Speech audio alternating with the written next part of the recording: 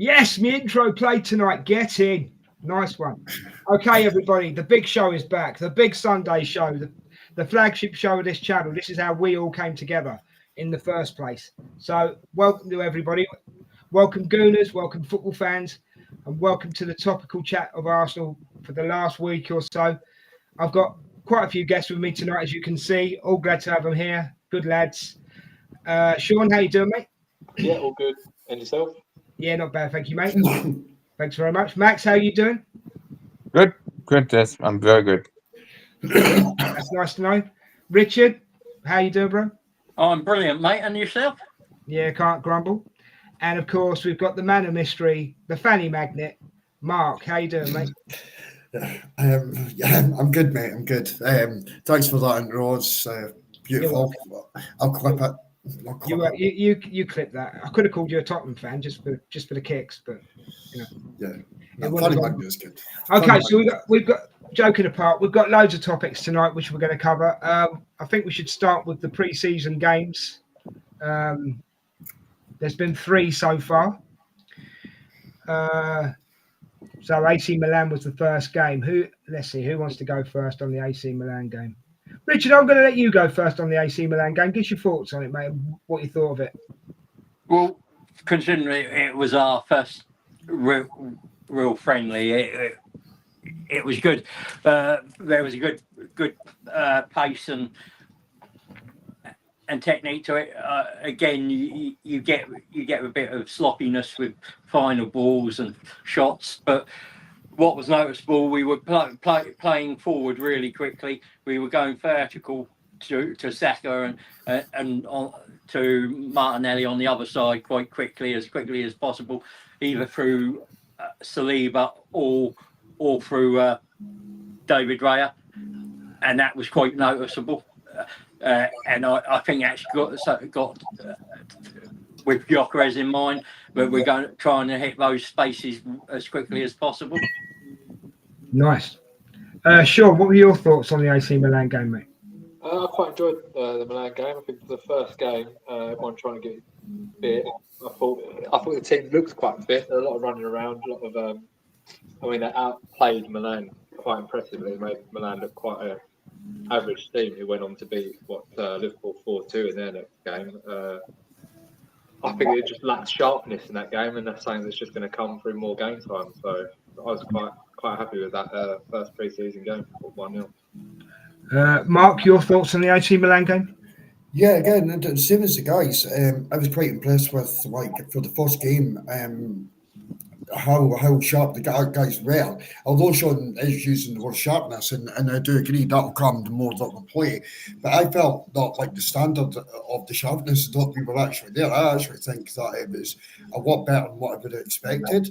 The guys have been kept us in good shape over the summer, and it was just good to see minutes getting into some of the legs, and obviously we're going to have to touch on the 15-year-olds. It's been like I kind of felt as a breath of fresh air, to be honest. So yeah, positive.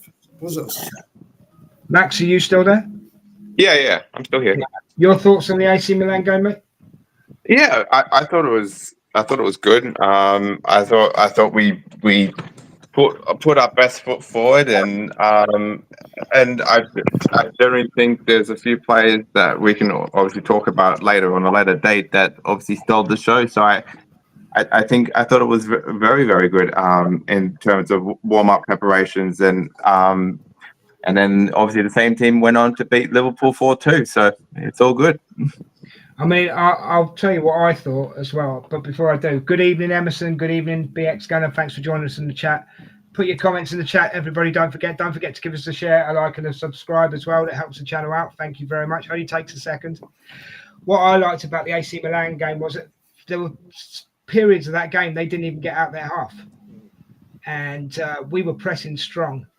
And of course, you have to mention Max Dalmans, don't you? That was crazy what that boy was doing. Crazy at 15 years old. And if he can do that at 15, what's he going to be doing at 17, 18 years old? Do you know what I mean? I mean, we all say that Saka's the star boy. Yeah, and he is. But Max Dalmans could be generational. I think he is. I think he is already. I think he is headed for generational talent. He's unbelievable, and we know, and any Arsenal fan would know, if you're following anything at all with the academy, how brilliant this guy and how much we've been hearing, how great the things that he's been doing. A bit greedy, but you'll learn, etc. For the under-21s, and he stepped into that first team, and he's been absolutely breathtaking to watch, absolutely breathtaking. So I need to see this kid in around the first team next season. Do you think he'll be on the bench? Honestly, Des, I've had this argument, and I've had it in different places. Sorry, I'm not meaning to hog the mic, but I've had this in different places. Right now, if you have a look at, like, say Arsenal are drawing 0-0, 80 minutes gone against Brentford, what player could come off our bench and make such a big impact? Are you telling me that Trossard's going to make an impact as big as Max? For me, I don't think so. I would have said last season. I would have said yes, but I don't know. No, I don't see it. I don't see it. Ethan, is Ethan going to make the same impact as Max? No, he's not. So, so as far as I'm concerned, I want to see this kid. I'm not saying start him next season, far from it, but I want to see him in amongst the first team. I want him on that bench next season. Mark, I think BX Gunners agreeing with you. It's hard not to consider Max already when he puts in displays like he has, which is a fair comment. What about the other guy? Let's ask the other guys. Sean, would you be confident with him on the bench?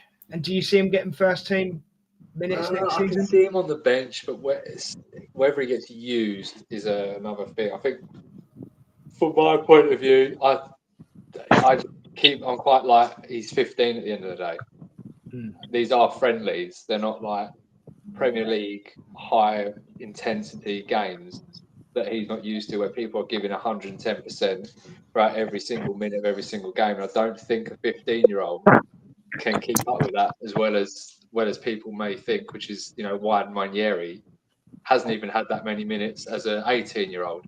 I think he still needs to become and develop his body and become a man until he can keep up with that intensity. He'll get minutes, but whether it be in the Prem, I don't think so. In the League Cups and stuff like that, I wouldn't be too surprised if he doesn't start League Cup games and he's used as a sub in those. Yeah. See, just come back at Sean. Sean, see the Newcastle game, which I don't want to jump ahead of you, Des, but Joe went and smashed him. Yeah, but he got up and got on with it. Yeah, but that's a friendly, and in Premier League every week doing that week on week and stuff like that. I just can't see it. And the intensity in a friendly and a Prem game is completely different. It'll be a lot more than that. No, you make fair point, Sean. And again, Mark, we'll talk about the Newcastle game in a minute. Yeah, Max, your thoughts on Max Dowman? Do you agree with Sean or do you agree with Mark? Who do you agree with? I think for me, I think it's a little bit in the middle. For me, in terms of how I see Max Dowman as a kid, right? I think he is a generational talent, but I also think that he needs a bit more time before we fully accept it and get on board with that, and I think he needs more games to go and show what he can do. In terms of, I think Max progress, and I think in terms of where he'll probably fit in this season, I think we'll all see him in the cup games, and I think we'll see him on a bench on a few occasions when the squad needs to be rotated. That's kind of where I see his role. I think he's kind of be more or less going to be the same role as Ethan at this point. So if we bring in Eze, which we'll speak to on a later date. So that's kind of where I see him. Okay, Richard, your thoughts on Dowman before I move on, mate? Yeah, I mean, he is only 15. He still has to grow into his body, and he's still at school, still exams. At the end of the day, though, it will be Max Dowman will determine when Max Dowman gets that debut. and when he starts, because he's putting in the performances in pre-season. What I like about him is his heads up. He knows what he's going to do already, and he does it. And he's beating senior players, whether we like it or not. It's even in the friendly, he's beating Premier League players, and showing a little bit of something we haven't got on the field. Fair But enough, I mate. still think it'll be cup games, personally. But he will make that decision for Arteta if he keeps saying. Well, I mean, BX makes Emerson made a point here about he'll play in the Carabao Cup. What did he say? I do not think he'll be on the bench. He'll make the debut in the Carabao Cup as they will let him play for the under-21s. Fair enough. BX, I think I'm understanding. Correct me if I'm wrong here, right? You're saying that Max can't handle the physicality of the league yet. Is that what you're saying, mate? Let me know, yeah? Good evening, Ange. How you doing? Thanks for joining us. Yeah, well, I've got no more to say about Max because you've all said it, really. So one more point I want to make about the AC Milan game, and then we'll move on to the Newcastle one. The cross from Kivior was a nice cross, but the goal was a little bit sloppy, wasn't it? Yeah. Yeah? Do you all agree with that? We don't need to talk about that, do we? No, It's a sloppy goal. Yeah. I mean, we'll take them. Everybody takes them. Do you know what I mean? But it was a sloppy goal. So we'll move on to the Newcastle game. For me, it was a better game. But Max, tell me what you thought of the Newcastle game, mate. Yeah, it's one of those games that obviously when you watch in isolation, I think it's one of those, it tells the tale of two halves, in my personal opinion. There was moments in that game where there was a bit of sloppy defending, especially for the first Newcastle goal when they scored, where I think Raya sort of went the wrong way, and then he kind of had to change directions, and then obviously Harvey Barnes scuffed it off his feet and then kind of went in, and then obviously we equalized and went ahead, and then obviously I thought Raya could have done better for the second goal that we conceded. I think especially when someone's shooting out that far, he was trying to say that he was unsighted, but he still should do better with that goal. And then obviously Max Dalman eventually won the penalty, and then and Odegaard ended up scoring it. When I had my fingers crossed and hoping that he did score it, because he's been missing a lot of penalties these days at the moment. So I think for me, like if just quickly going back to the Milan game, I think in the Milan game and the Newcastle game, I think Odegaard's played very, very well and looked sharp. Back to his usual self, which is good to see. And I think there's a lot of positives to take out of both games in terms of players, as I said. And I look, and obviously we'll touch on the Spurs game a little bit later. So I think there's a lot of positives. Yeah, cool. Stop the press, guys, before I move on. And just letting us know that Rodrigo has dumped his girlfriend. Mark, you win. You're in, Mark. I'm with his girlfriend. Have you seen his girlfriend? Oh my God, man. Can't say that I have, but anyway, thanks for that, Ange. Oh, she's stunning. I saw that. Richard, your thoughts on the Newcastle game, mate? We did the watch. Was it me, you, and Sean did the watching on for this one? I mean, there was moments of sloppiness, but for me, you saw in that game all the good bits about Zubimendi, the quickness to intercept and get the ball forward, the quickness of his pass, and again we were trying to break the lines with the pass and really quickly get it forward really quickly. Sloppy with our goal. Brilliant piece of it for our second one, with a ball straight down the side, and Havertz putting it across into that danger zone, and Murphy putting it in the back of his own net. it was really quick thinking. For the first goal, again, Havertz with that little flick, controlling because there was quite a bit of pace on that from Trossard, and then you get Dowman's winning us a penalty to win us a game. Very clever. If you've watched it back again, he gets the ball. He gets past the player and he's away into the box, but he slows down because he knows Joel Linton's coming and he's waiting for that contact to happen because he knows that's probably the best way of getting anything out of where he's going. Are you going to leave anything for Sean and Mark to say, Richard? Yeah, I can do. I'm just checking, bro. Just checking. And I think there was sharpness and again, we look pretty good throughout. Actually, that's a really good breakdown, to be quite honest with you. Well done, mate. I appreciate that. I was only joking, by the way. Sean, your thought? You watched it with me, mate. What was your thoughts on the Newcastle game, mate? As much as I didn't want it to be a physical game, we matched their physicality quite well, which I liked. I think the biggest thing to take from those two games for me personally is what Max said, and is Odegaard looking his. He was sharp. He was sharp. Passes, shooting as well, actually not holding the ball outside that area for time and then messing up the actually taking shots. He's got such a nice, clean strike on the ball.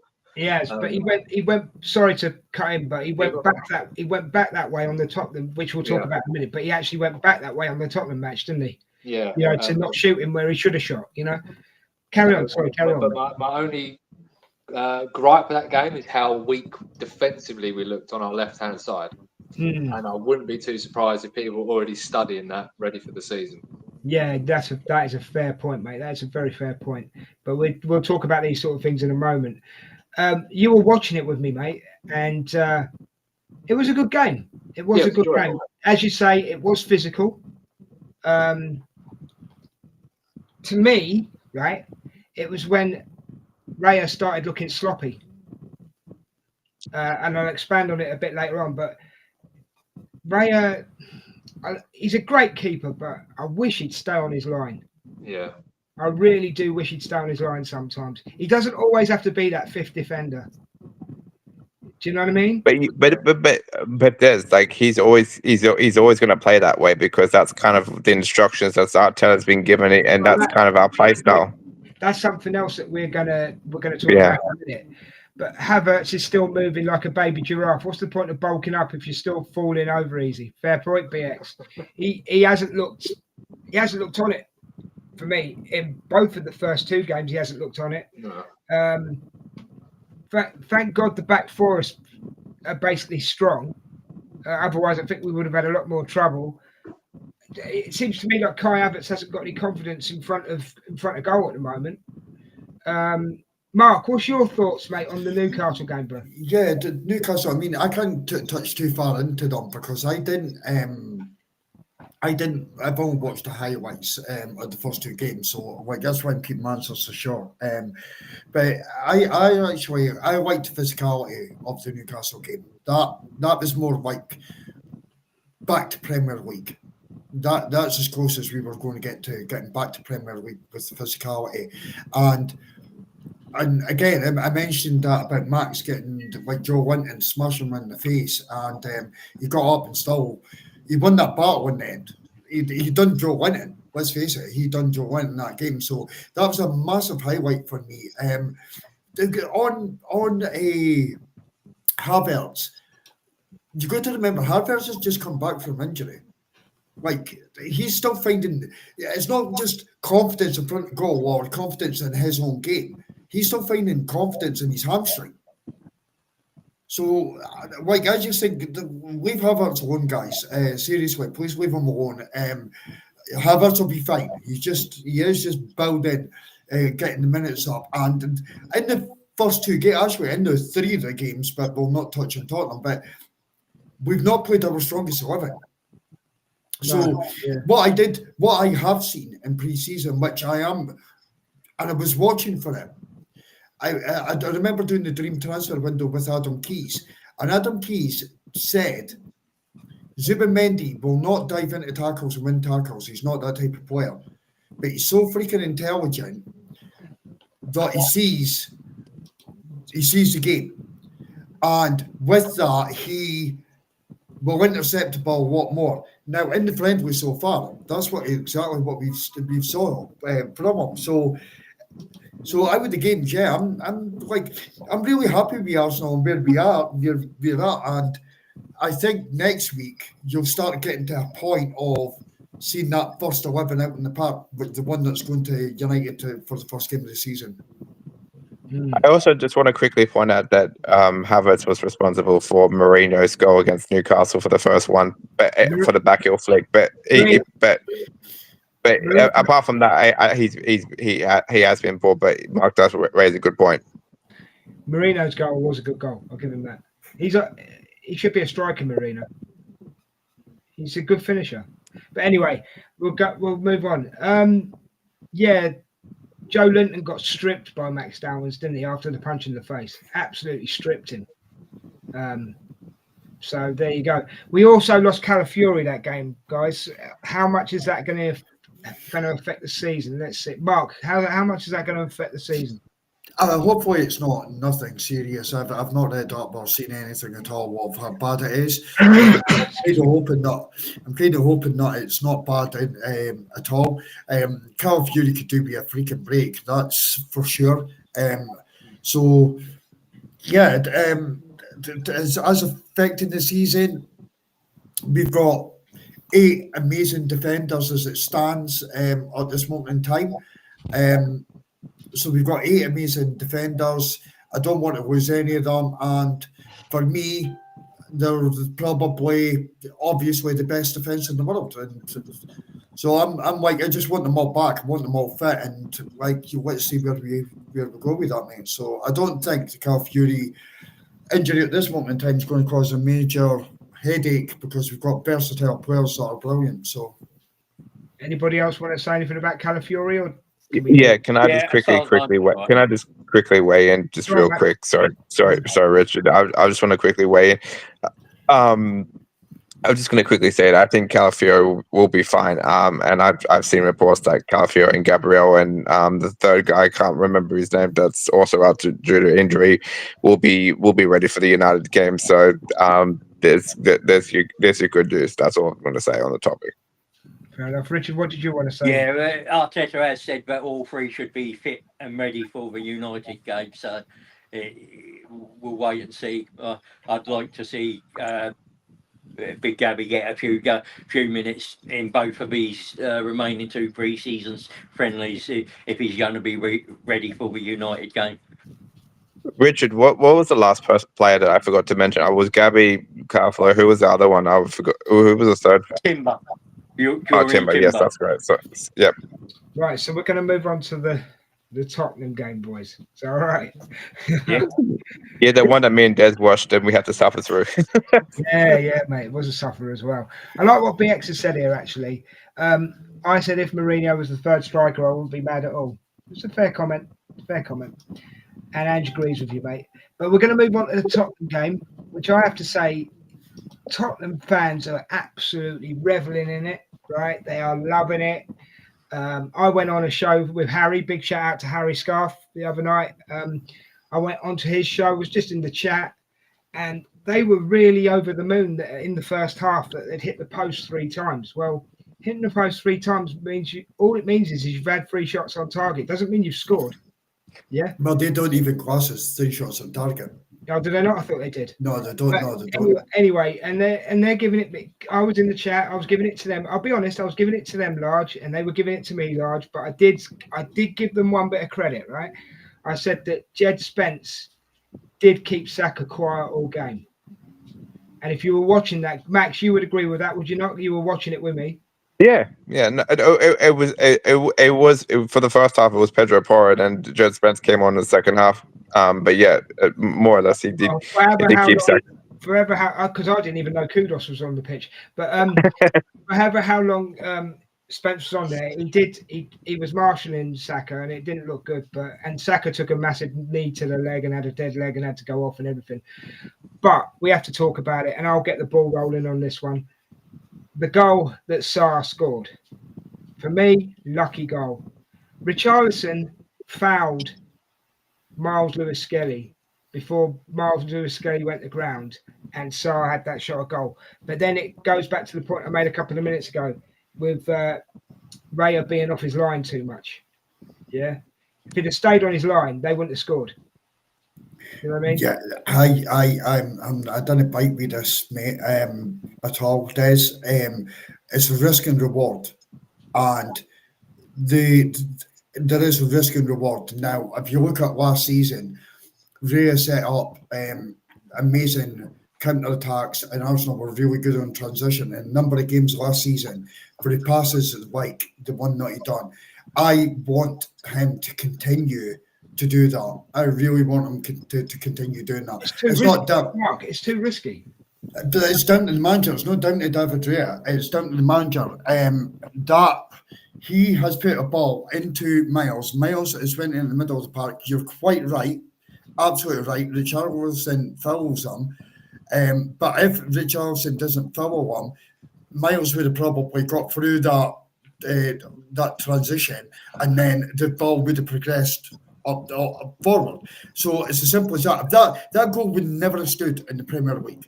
Bar would have pulled that back, and it would have been. So. It would have been. He would have been. Arsenal would have been given a free kick because of the Richarlison foul, mate. Yeah, absolutely. So there's no way. Like I'm not going to get upset or like Arsenal for online fans do have head losses. I'm not going to get upset at it at all, Des.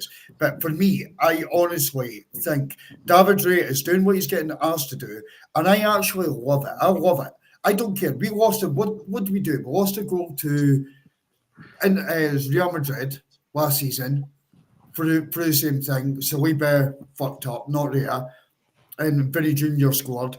There was another game as well where we lost a goal to, and that was it the whole entire season. But if you have a look at the rest of the time, he's creating goals. He's creating goals with these passes. So we're terrible in transition. I just feel it's too risky, Mark. It's like you're a keeper at the end of the day. You're a keeper. We've done it, so we've conceded like 2 goals last season. If anyone else could come back with any memories of a third or a fourth, let me know. It was the one you're talking about is the West Ham game where Miles Lewis-Skelly got sent off for the tackle on Kudos. Right. But so that was where Raya passed to him. There was a foul on Skelly, and he pulled Kudos back. So that's twice the whole halfway line. Yeah. So that's twice the whole entire season that it happened to us. Can I raise the question? You can say whatever you want, Sean, mate. What difference does it make playing out from the back like Raya does if he's 5 yards, 10 yards outside his area as opposed to 10 yards away from the halfway line? What's he doing so differently, being that extra 15 yards forward? Why can't he do it 10 yards, 5 yards outside his box? Because he's sweeping up, Sean. Yeah, but when he's playing passes between the defenders out the back, why can't he do that 5 yards outside the box? It's about engaging the opposition.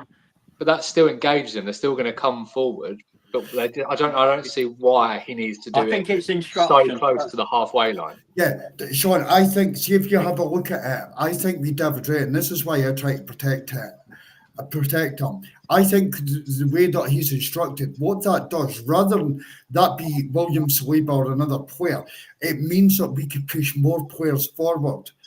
We're a very possession-based side, and this is one of the reasons for it. This is the reason for it.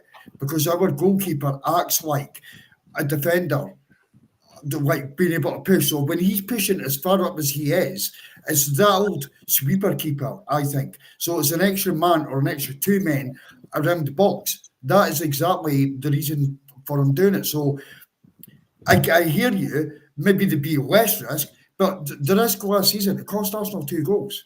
I can't. And they weren't David Raya's fault, by the way. It was a freaking defender's fault for losing the ball.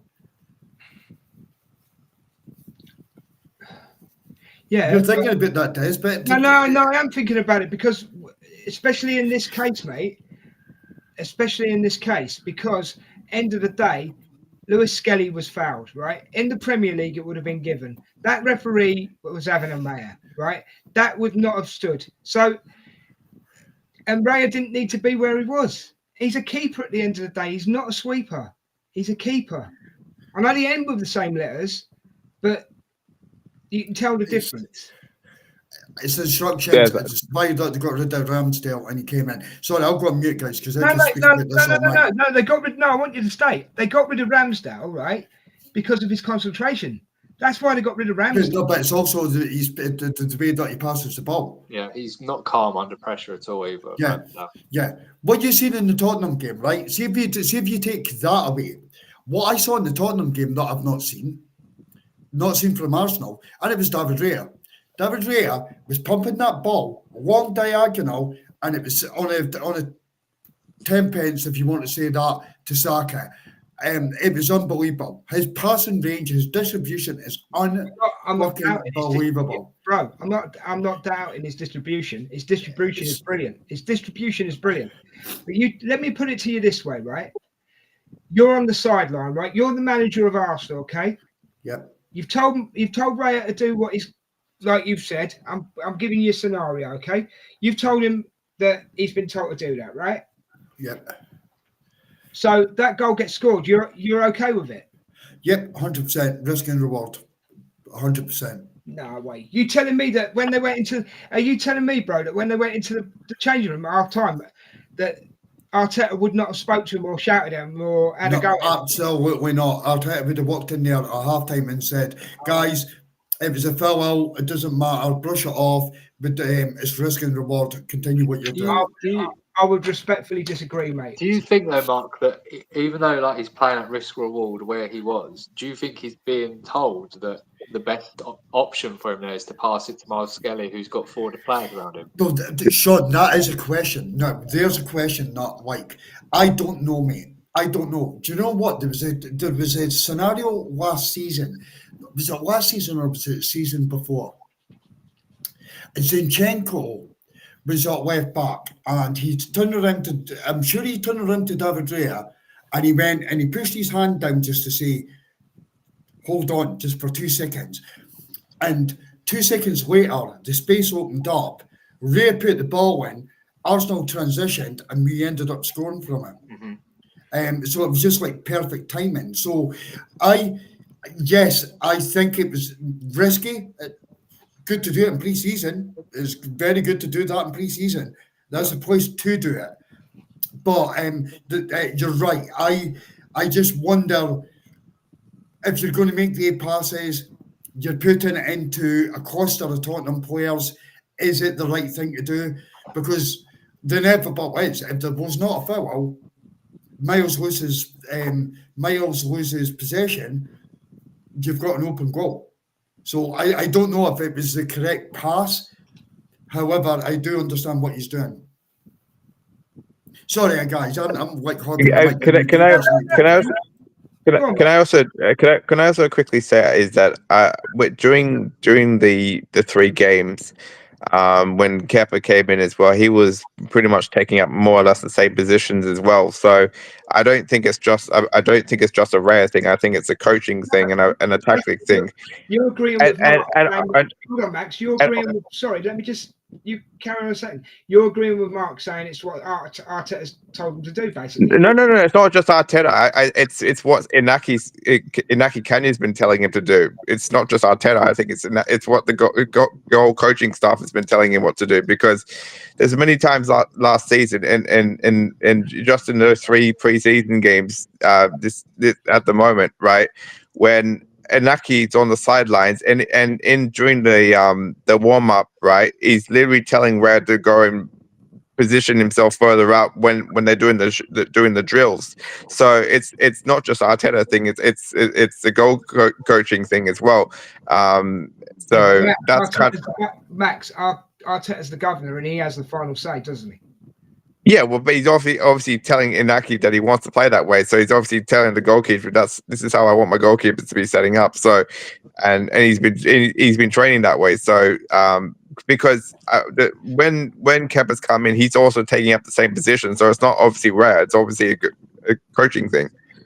and or tactics thing. Go on, Rich. What have you got to say about it? Yeah, I mean, it's annoying losing to Tottenham, but to be honest, as Mark says, you're going to get 2 or 3 of those incidences a season where he's out and he gets lobbed like that, and it leads to a goal. But there'll be more times when he creates something or from that. So it is that risk versus reward, and I don't see Arteta slamming him. He might have said to him, "Was there a better pass on? Was Lewis Skelly the best pass available to you?"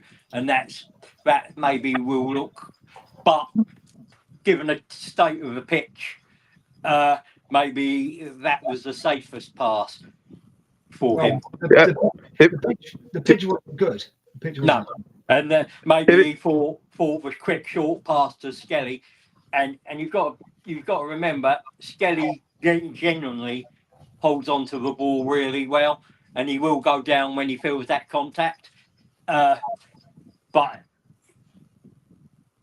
this time it didn't work out. The thing I can't get my head round, Rich and Mark. The thing I can't get my head round is that you're okay with it. Yeah. I am okay with it. No, because, I don't. Because end of the day, you're telling me when you were watching that game, mate, right? You were watching that game and that happened. It didn't annoy you. You just went, "No, I'm cool with that."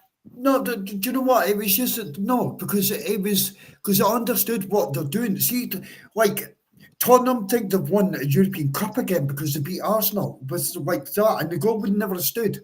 So I'm not going to beat up. Pre-season is pre-season.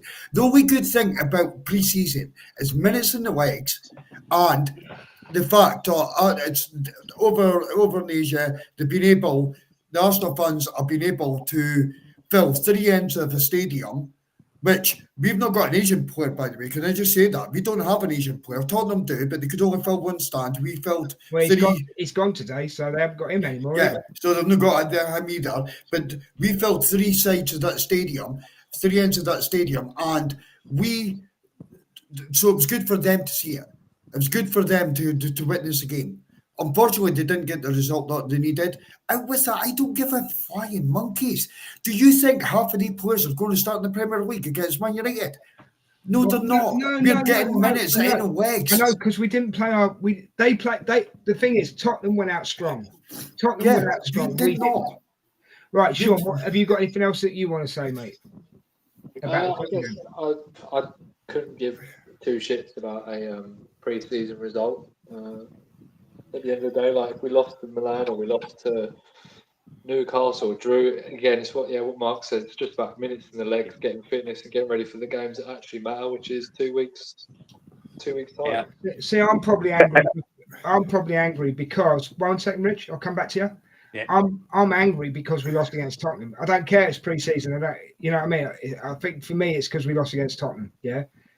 But I don't think it will happen in the league. I don't think it will. So there we go. Rich, what were you going to say? Yeah, I mean, I can't be annoyed with Raya because it's not something that happens week in, week out, that he gets caught like that. So they're one-off incidences. So I can't be annoyed with it. I'm more annoyed with the fact that we look leggy, lethargic. We look tired. Slow. The tempo was too slow, and no urgency in the game for us. I don't know. There's you know what the thing is, right, with that, right, is that I'm more annoyed that he chose Marcelo Skelly as the pass option than anything else, right, but with that incident, right, and secondly, I'm as Sean said, I would much rather win the Premier League games than a friendly, to be honest with you. So that's kind of where I'm at. I'll be honest, from a personal note, the other reason why I'm angry is because it made it a hard watch for the watch along. It was like, it just took the air definitely. Took the air out of the sails. And the first thing I said, and Max can back me up here, at least we lost it in the pre-season and not in the league. See, the thing is, Tottenham didn't actually even have a shot on freaking target apart from that, and it would never have been a goal. like they didn't do anything the whole entire game. So like anyone getting like, oh, it's upset over a pre-season friendly, it's like just don't. Honestly, if this makes you lose sleep, then I like, haven't lost any sleep about it.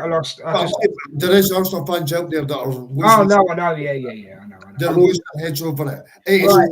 I would say though, just before we finish, in terms of legginess and stuff in that game, I would put that down to it's a bit of an excuse, but a week, 10 days in Southeast Asia training and playing 90-minute games. Humidity, that's gonna have an impact on you because that humidity out there is disgusting. Totally. Yeah. Richard actually put in the chat. Richard, what was the humidity out there? 98% humidity, 30 degrees heat. It's gonna have an impact eventually. Yeah, it's not nice. And apparently they were full. It's pretty intense training sessions out there they had because they're getting all those minutes. This week there'll be a drop off in the intensity of training because you're getting towards the season starting and they're getting their fitness from the match to match. Yeah. So that pitch was like a ploughed field. Yeah. The Singapore and it was so far away, Des. It was so far away from the field, you couldn't even recognize the players. Yeah. It was really hard to do the commentary, and especially because the Tottenham players didn't have any of their names on the back of their shirts, so it didn't help. But anyway, they've got weird numbers on the back of their shirts this year as well. Sorry to like build that up, and like is that the numbers that they're going into next season? That would just be for that tour, mate. Like we had different coloured numbers for our, for the Asian market. It'll just be for that. It won't. I don't think they'll be like that in the Premier League. It was ridiculous. It was actually ridiculous. You barely make the numbers out. BX Gunner says, no, he doesn't say that because I've clicked on the wrong one. Des, well done. BX Gunner says there won't be an easier opponent next season. I think there will be. They just lost their playmaker as well. Madison went down. I think there will be BX, and I don't think Thomas Frank's going to make that much of a difference, to be honest with you. But that's just my opinion. I think he's going to make it brilliant. He's a brilliant appointment. I really rate Thomas Frank. I don't think he's I don't think he's enough to change them, though, mate. To be honest. No, I think they'll be around fifth or sixth in the week. Well, I'll put them at 10th. So there we go. So, right, we're going to move on now to another subject. We're going to leave them games behind. So I want to talk about. This is like a double-header topic. I want to talk about Martinelli, right? Mark, I'm going to come to you first because you put a question in the WhatsApp group. So can you explain your question and what was your The question was, is Martinelli the issue or is it Arteta's tactics? So it's a double-headed. This is a double-headed subject because I wanted to talk about the Arteta tactics as well. Do we need to change them because of Gyökeres coming in? I asked the question there, sorry for me. I asked the question on a Liverpool space. If Martinelli played for Liverpool, just as so you get a bit of feeling behind this, if Martinelli played for Liverpool, would you see the best of Martinelli? And the reason for that is Liverpool are absolutely fantastic in transition. Arsenal are not fantastic on transition because we're possession-based. Teams always have 11 players behind the ball. We don't utilise Martinelli correctly, in my opinion. So rather than just, if we were playing, say, the top 6 sides in the league, Martinelli for me would be your guy because he's got more opportunity and space because we're right-hand biased. But he would still have the opportunity to get more space, etc., to be able to cause damage. When we come up against low blocks, Martinelli, his biggest asset is his pace. So that is the thinking behind the question, guys. Is it Arteta or is Martinelli the issue? Who wants to go first on that one? I'd happily take this question because I'm so glad that Mark asked the question. Actually, I've been wanting to actually talk about this topic for quite a while now, and I brought it up in many spaces actually on X about this very same topic. So I'm so glad he actually asked this question in the WhatsApp. So so what I will say is, Mark, is that I think it's a combination of both. I think it's a combination of, I think Martinelli's sort of tactics instead of instructions on what he's supposed to do, and I also think it's a tactics thing. As I've said in multiple spaces in multiple posts, I think our left side is nowhere near as strong as our right hand side, and it hasn't been for quite some time. And you only need to look at our right hand side and the options that we have there in terms of Duran Timber, Ben White, Odegaard, and Saka, and now Madueke, right? In terms of the tactics and the transitions and how Ben White and Timber both overlap and underlap Saka in terms of creating space for him, in terms of movement and everything else. Now, if you look at our left-hand side, with all due respect, we've got Miles Lewis-Kelly and Calafiore that have both played there. Calafiore does overlap more than Miles Lewis-Kelly, whereas Miles Lewis-Kelly cuts into midfield because that's where he feels the most comfortable because he's technically a midfielder. Playing that in that position. So, and basically Martinelli's left to his own devices in terms of being stranded out there with 2 or 3 players on him, and then he basically goes and loses the ball and basically does a lot of running and tracking back in terms of trying to get back and win the ball and all that kind of stuff. So I think from our left hand side, I think our left hand side, as Sean said, start of the show, I think it's been a very, very weak point, and a lot of teams are going to target that side because they know our left-hand side is very, very weak, which is why, and it's basically non-existent to the point where we don't even bother passing to the left-hand side because of the right-hand side is our strong suit, and Saka's getting 2 or 3 man marked on him, and that's why we need to, whether that it gets rectified by signing Eze in terms of a central attacking midfielder or a left winger or whatever we decide to play him as. I still think we need a winger on that side that can do what Martinelli do and take players away from Saka and Gyökeres, so to open up space for him. And not only will they open up space for him, they'll open up space for Odegaard to go and be more creative and play those ball passes. And I also think we need another left back in terms of if Kivu ends up going as well, because I think we need someone that can do what Ben White and Timber do so well on the right hand side and overlap and underlap properly, so Martinelli can have an extra man, so he's not stranded out there in no man's land to basically go and do everything by himself. So yeah, that's kind of where I'm at with the whole left hand side and the Martinelli conversation. Sean, give us your thoughts on it, mate. For me, I think it's I just would like Martinelli as a backup left winger at this point. I don't think it's a tactical thing. I think he's had his best season a few years ago and he's never matched that. I think he's just been found out and he's a one-trick pony kind of thing. And that's what happens in the Premier League. You have a good season, you get found out the next season, you need to change it up. Saka is always changing the way he plays. I think he's also like very versatile. When you put him on the right, he'll come in on the left. You put him on the left, he'll cut in on your right. You can't really stop him. With Martinelli, I just think he's been figured out. I just don't think he takes people on. I don't think he's very good at taking people on anymore. He always gets beaten against a bigger opponent. I've lost a lot of confidence. Like, he gets his one-on-ones. Like, even when he's through on goal, he gets his one-on-ones, uses speed, and you can always kind of tell with him when he's through. You know what ones he's going to score, and you know what ones he's going to miss the way he sets himself. And I don't think he's a very good finisher. Right. Okay. Right. Richard, what you got to say on it, mate? Yeah, I mean, the system doesn't help, but his inability to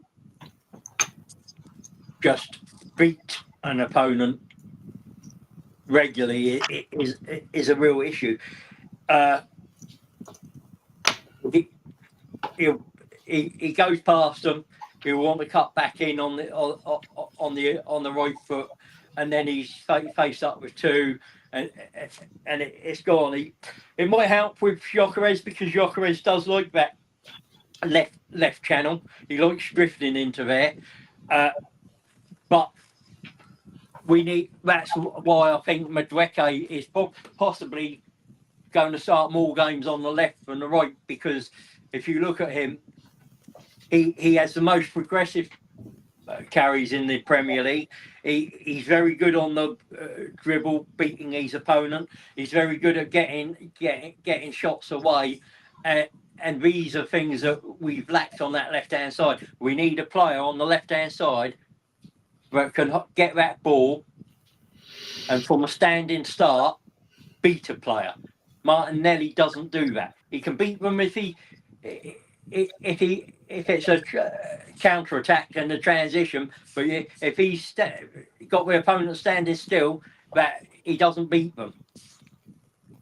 See, for me, by the way, Max, before I say my thing, I apologise, but Max, you've kicked Brian off because he's saying we had a left back. I think he's referring to Tierney. And basically, I think you've upset him, but nobody thought he was good enough anymore. We'll come back. I don't think anyone ever thought he wasn't good enough. It was just that he wasn't fit enough. We'll come back to that in a minute. Yeah, that is a different topic. But Des, you want to give your point? Because I actually got more to say on this matter. I feel quite strongly against it. You feel quite strongly against a lot of things, Mark, but I will make my point. Yeah. No, but you do, because you do. And you're a passionate man. You're a passionate man, so it's cool. Don't worry about it. I will make my point. Yeah, Martinelli, I love him, but, and this is the but. In his defence, I'll say he hasn't got the support on the left as, say, Saka has on the right. Yeah, I think that's a fair thing to say. Yeah. So basically, you're agreeing with me, Des. If that's what you want to call it, Max, then fair enough. But anyway, I'll finish what I was saying. So he hasn't got the support, right? But what annoys me about him is there are so many opportunities where he could cross and he doesn't. He always wants to take on that extra man, which then cuts his angles down anyway.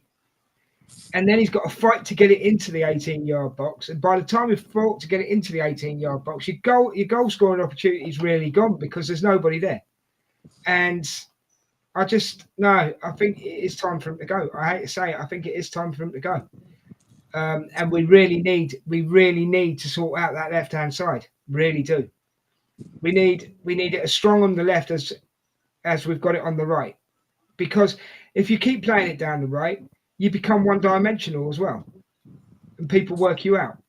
So that's how I feel about Martinelli. If he goes, if someone came in tomorrow and said, here's 70 million or even 50 million, if someone came in and said, here's 50 million for Martinelli tomorrow, I'd say, take it.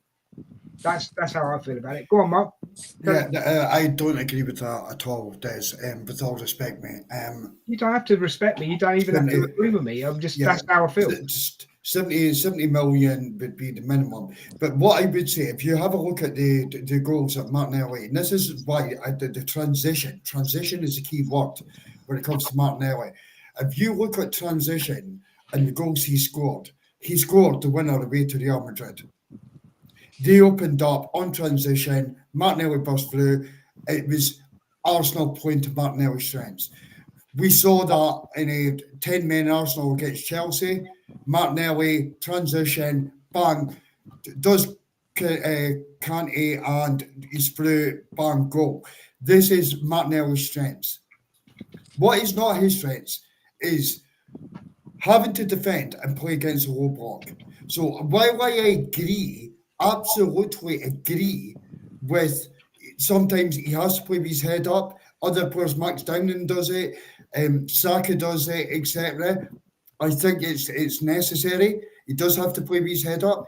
But where I'm at is if you had a Rodrigo come in against these low blocks, if we're going to continue this system that Arteta wants to play, then Martinelli is a perfect backup. If Arsenal are 2 up, 3 up, bring Martinelli on, you're going to get double figures out of Martinelli in a season. But also on top of that, when we go to play the likes of Liverpool, Man City's of this world, Martinelli can start. And Martinelli, in the current system, unless we change it, which we're going to open on next. Unless we change it, Martinelli in a different system. But for me, it's all about transition. His greatest asset is his speed. He is the fastest player moving with the ball in the whole of the Arsenal team. So what do Liverpool do? What do Liverpool do? Ask yourself this question just for a second. What do Liverpool do to Mo Salah? Do they say at Mo Salah, you have to come back and defend all the time? No, don't. No, I don't think Martinelli should go back and defend. I agree with you on that point. Stay on the halfway line. We'll hit them on transition. When we hit them on transition, they're not going to know what's going to hit them because Liverpool are not a possession-based side. So the game goes back and forward, back and forward. They trust their defence to hold out the side. So they'll say to their wingers, stay up, don't come back. Arsenal don't do that. We've got arguably the best defence right now.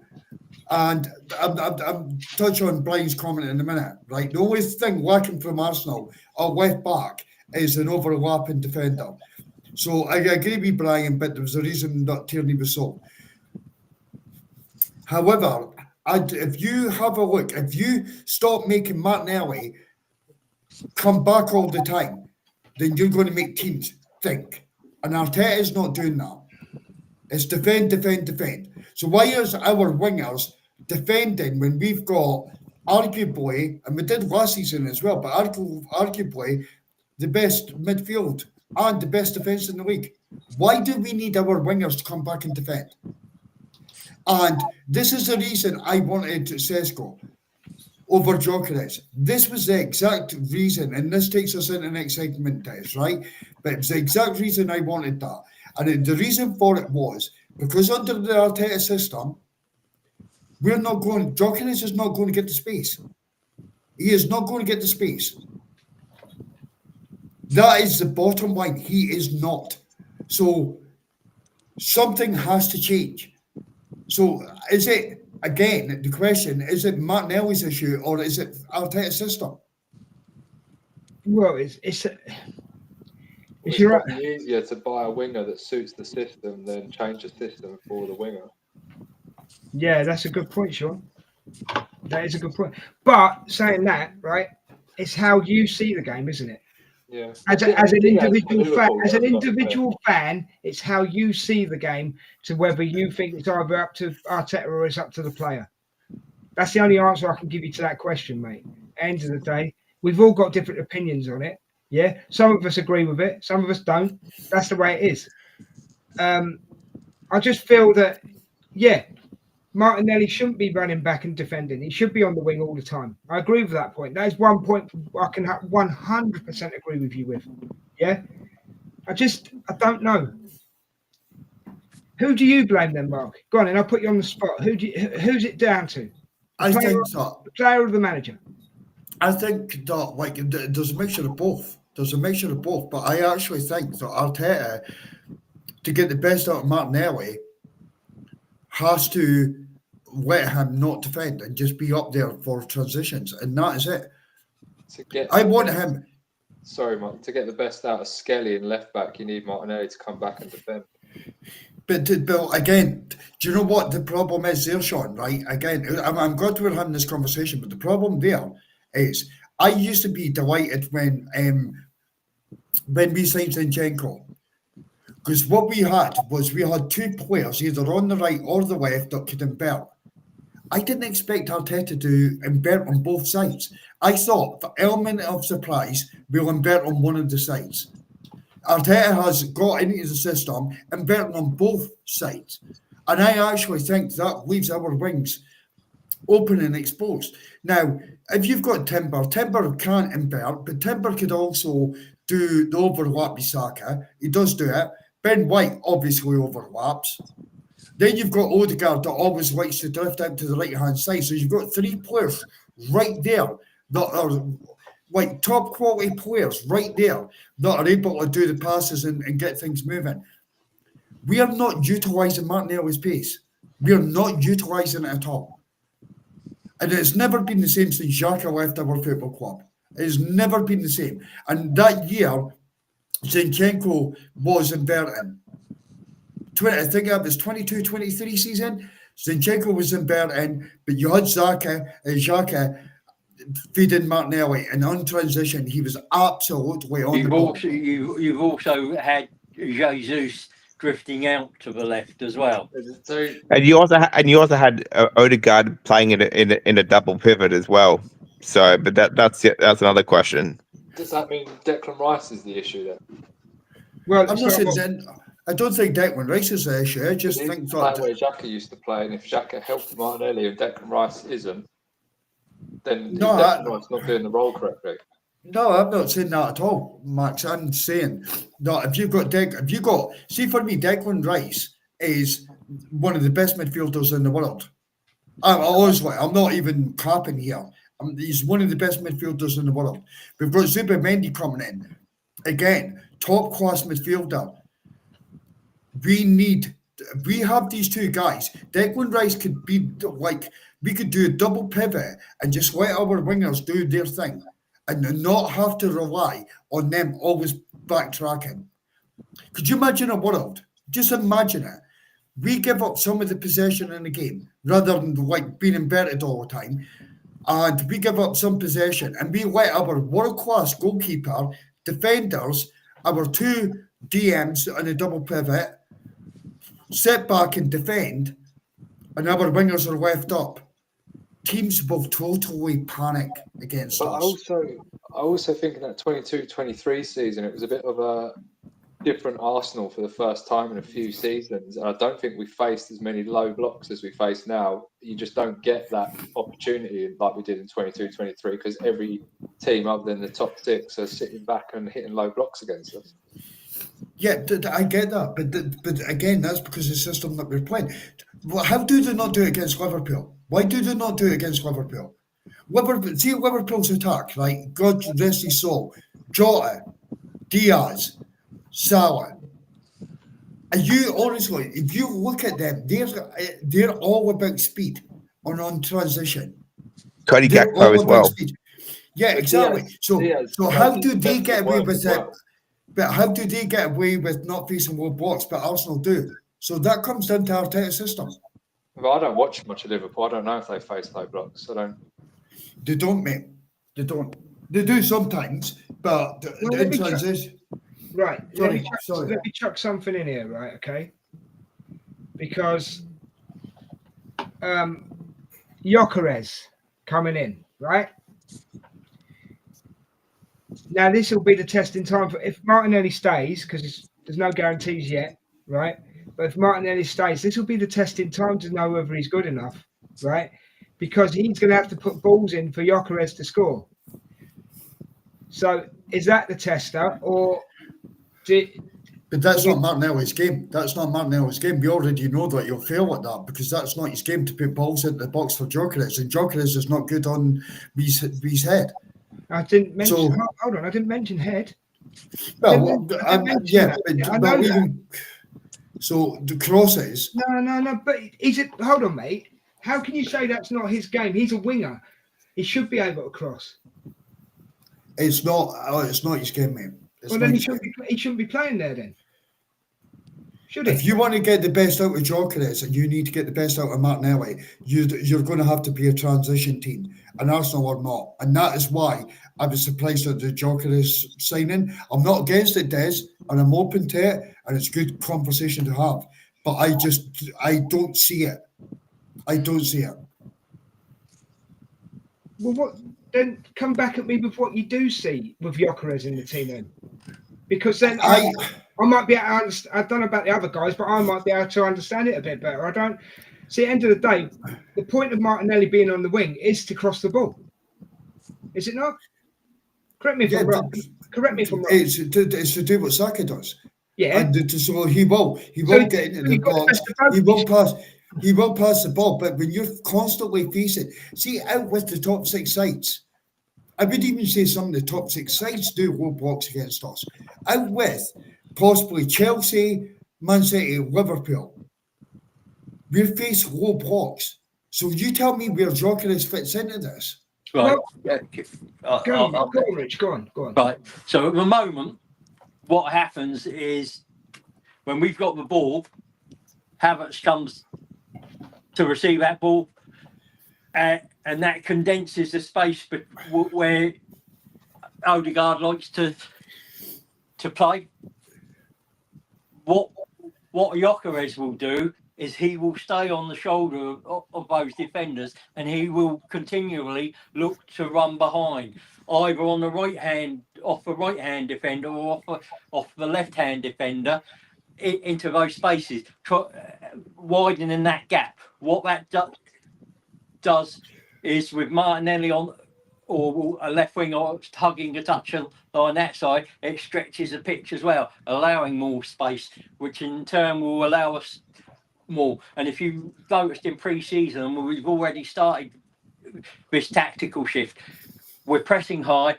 As soon as we win that ball, it's forward. It's not back, sideways, and around. We're trying to get it straight into the box, straight into the area. What Gyökeres also does is he has a high shot volume, and he has a high shot accuracy. So soon as he gets the ball, his first thought is shot.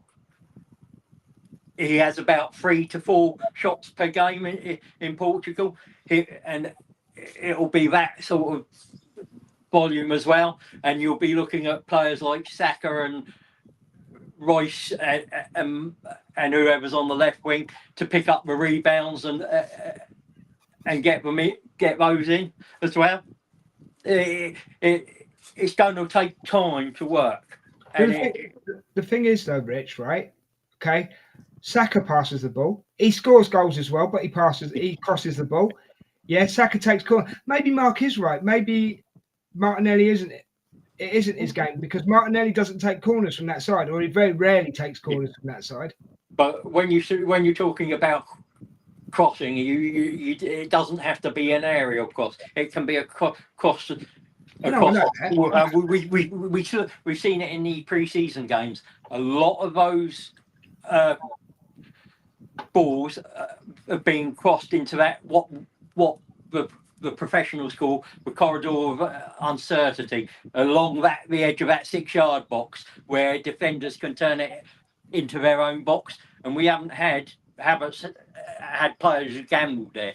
Richard Martinelli doesn't cross the ball Martinelli doesn't cross the ball like enough for me, like to warrant being on the wing. That's something that he'll either do, or he'll lose his place. We've got Madueke in there that is quite comfortable on the left, and we can, if we get Eze, he can do that on the left quite easily. So if he's on the left wing, he'll start doing it, because he knows his place is under threat, and I feel like a better player. If we bring a left winger in, I think he will up Martinelli's game as well. Yeah, potentially. I don't think we need to get rid of him, but we do need to look at the teams we're playing against and the game state. Because you score that first goal early on, and you sit back and you defend, and you can hit a team on the counter, then Martinelli's the ideal. But if you've got to try and break a mid-block, low-block down, then he's not the player to go to. Exactly. No, I agree. This is why I say that Martinelli, for me, is a good backup left winger. Yeah. I would bring in a Rodrigo. I think we need someone in tight spaces, Richard. Yeah, I mean, Leao's very good at that as well. He's very good. Forget Leao, Rodrigo. Like, we're manifesting this, Richard. We're manifesting this. No, that's fair enough. I like both, but I mean, and I think Rodrigo's numbers on the left are pretty decent. So. Can I also, Richard? Can I also quickly chuck in 2 names that you probably are going to possibly recommend to Richard? Right? Is Anthony Gordon and Harvey Barnes, who play for Newcastle. They're very good at doing. I agree with Gordon, because he's another player that can beat his man, and he has a good shot. He has a good shot volume. I haven't checked Harvey Barnes's. But do you know what? Right, Sean, to come with you, because Sean's not saying much. Like, Sean, to come with you, the players that we're mentioning, players that we're bringing in the Arsenal Football Club at this moment in time, are players that never face low blocks. So, what's your take? Yeah, they're players that can beat their man, and that's I think what we need, a player that can take on a player and beat them, and I think that's the key to that left-hand side for us. Saka does it. Like I get Saka's got more help over there, but on his own he'll beat two players and then get a cross in or get a shot off. Martinelli runs down the left with his head down, gets to the byline, turns back, and then passes it back to Rice, and then it's over back again to the defence, and we start again. I just think we need a player down there that can beat a man and either get a cross in or get a shot off like Saka does on the right. Good point. That's fair enough. Good point. That's fair enough. Sorry, that is right. That is right. I mean, that's under the system. This is under the system, and Sean's not changing the system just for context. But I understand the point that he's making. Yeah, I think we made a point earlier with Max Dowman when he's head up, he's very tight, good control. So he always has that picture in his head. I don't think Martinelli, when he goes past his player, knows what he's going to do, what his next move is. Martinelli only knows what direction his feet's going in. He doesn't know what's around him. Yeah. Remember, this guy that needs to be.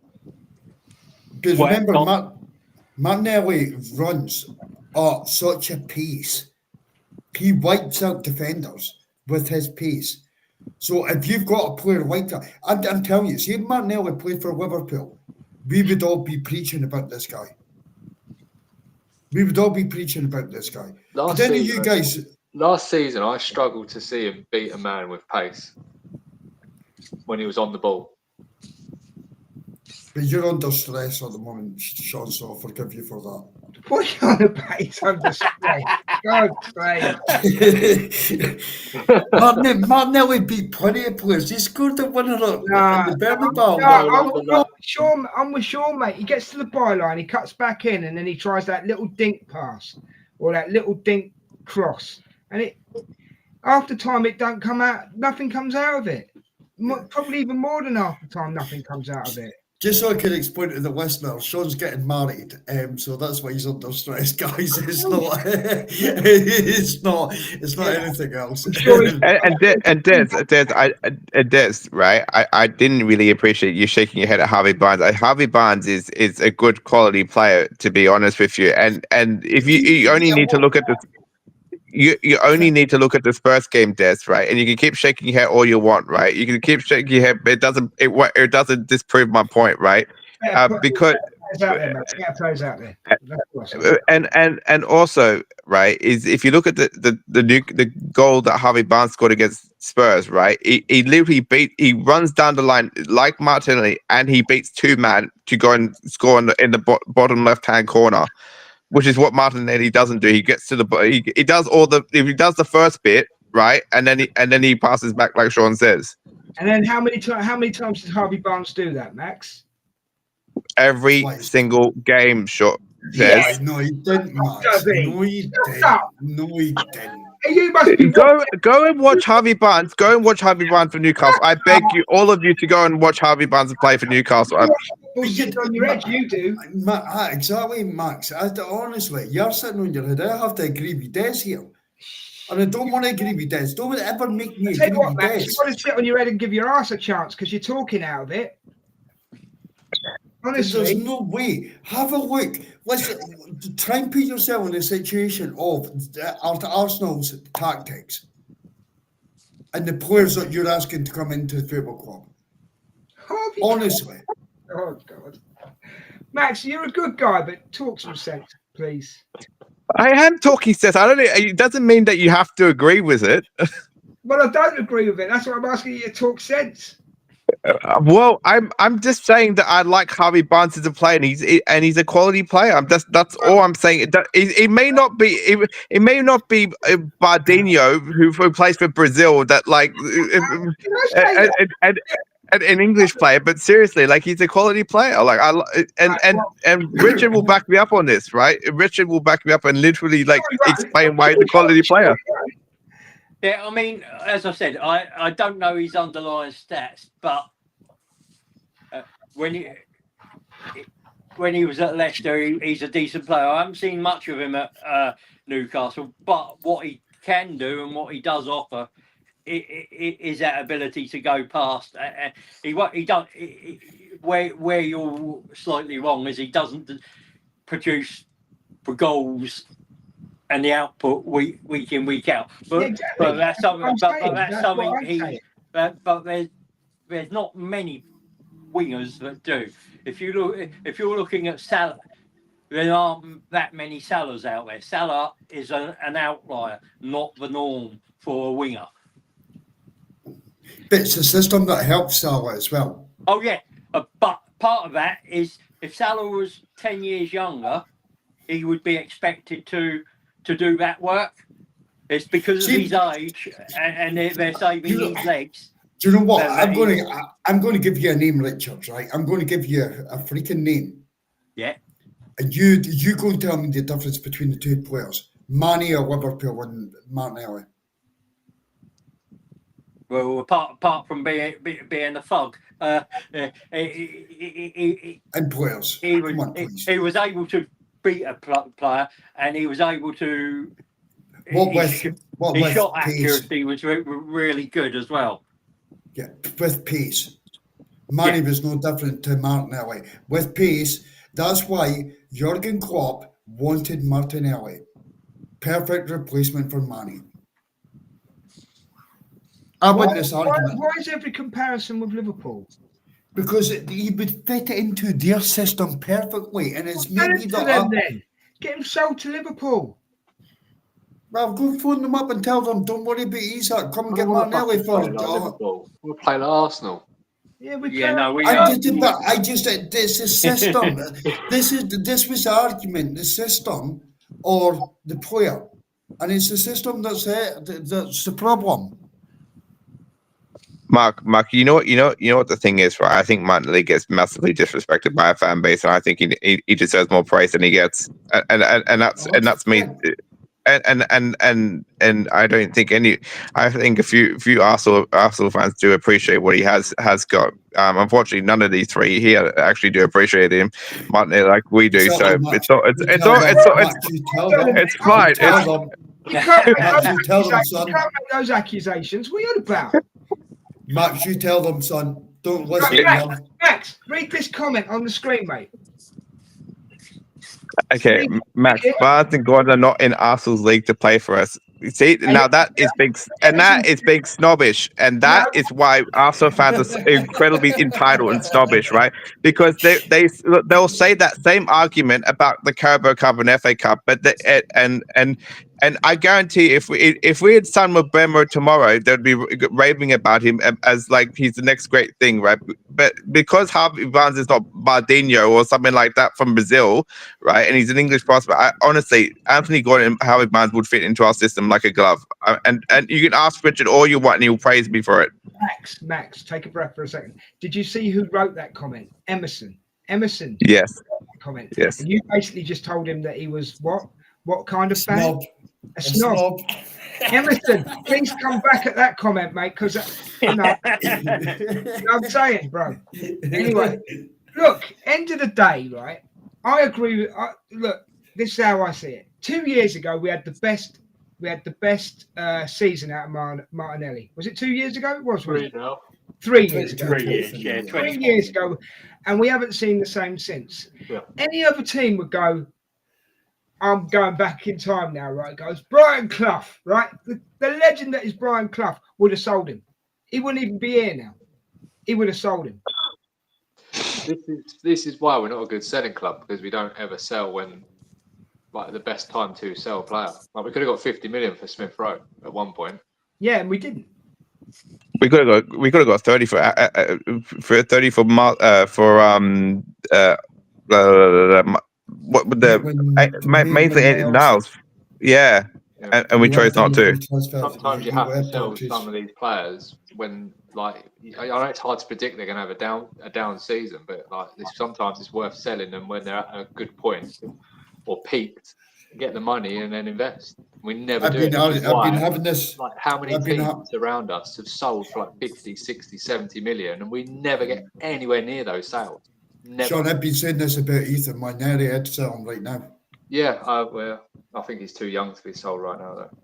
But no, that's where your money is. That's where your But money you could is. get more if he keeps going. Do you know what I mean? But then you're holding on to him.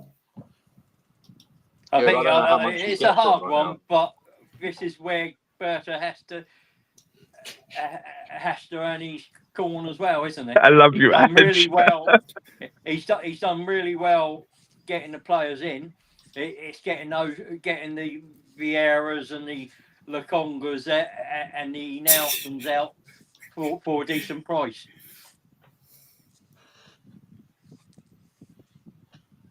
Saliba's not Yeah. great, mate. Do you know what? I don't care. I would sell Saliba. I'm more angry actually losing Kivior than selling Saliba. And on that note, Sean's disappeared. He's off to Tottenham. Yeah, he's had enough. He's had enough.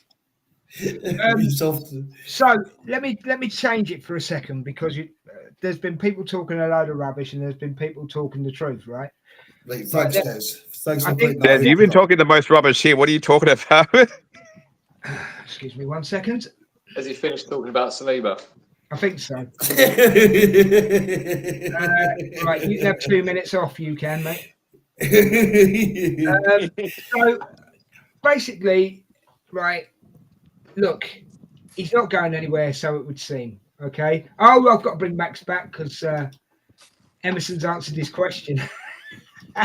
Sorry, I've got to do this. We'll carry on in a second. You can behave yourself, Max. I'll try. I'll do my best. He was behaving himself. Shut up, you won't talk to you. I was talking to Max.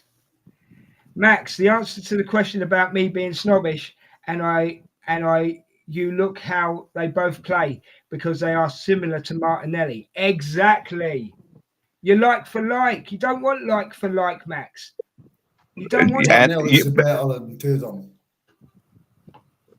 And to be fair, and honestly, with Anthony Gordon and Harvey Barnes, I think they're an upgrade on Martinelli. To be honest with you, so that answers your question, Emerson. To be honest, so and I would take Wissa at Brentford in a heartbeat too, just so you know.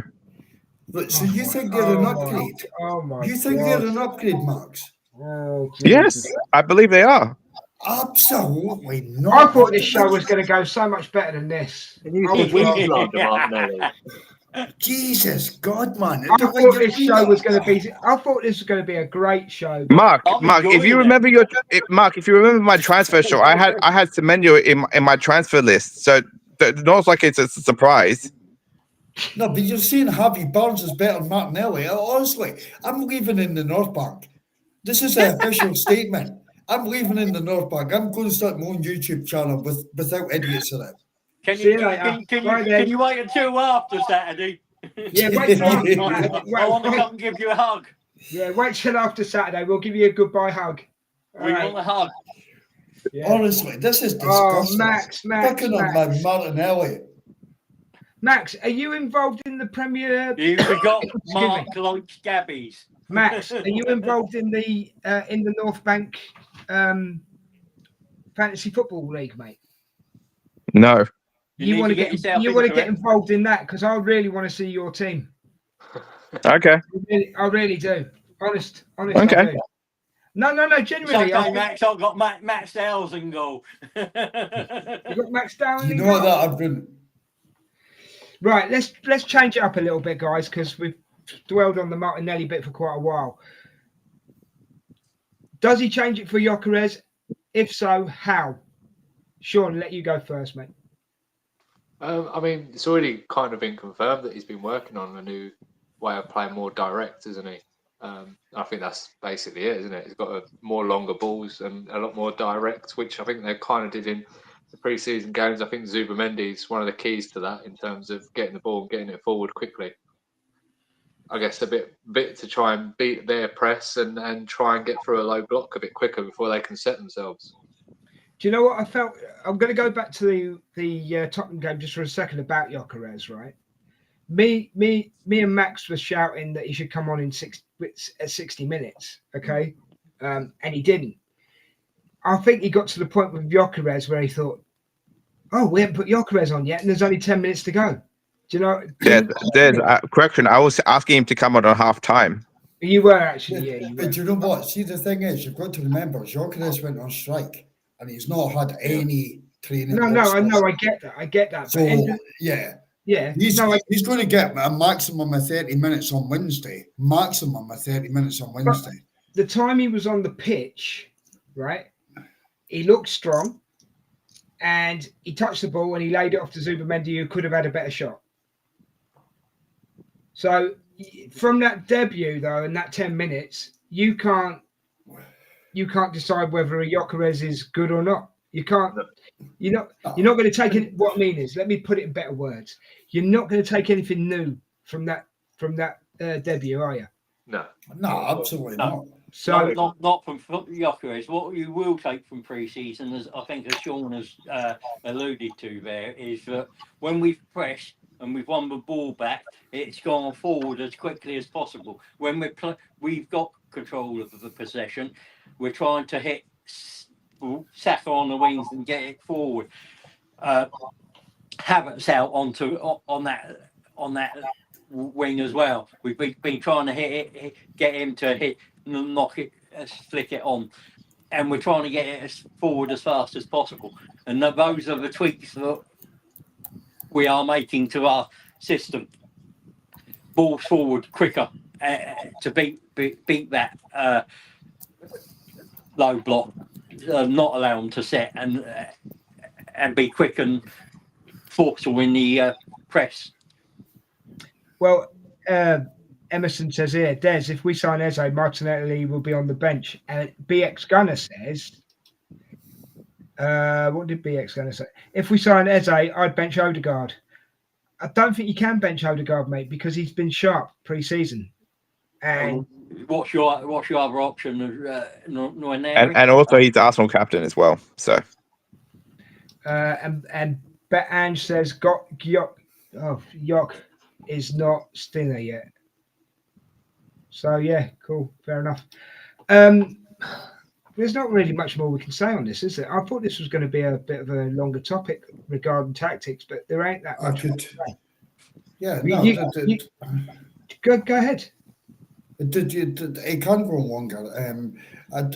I honestly think, unless Sean's right, if Sean's right, if Sean, don't get excited. Do not get excited.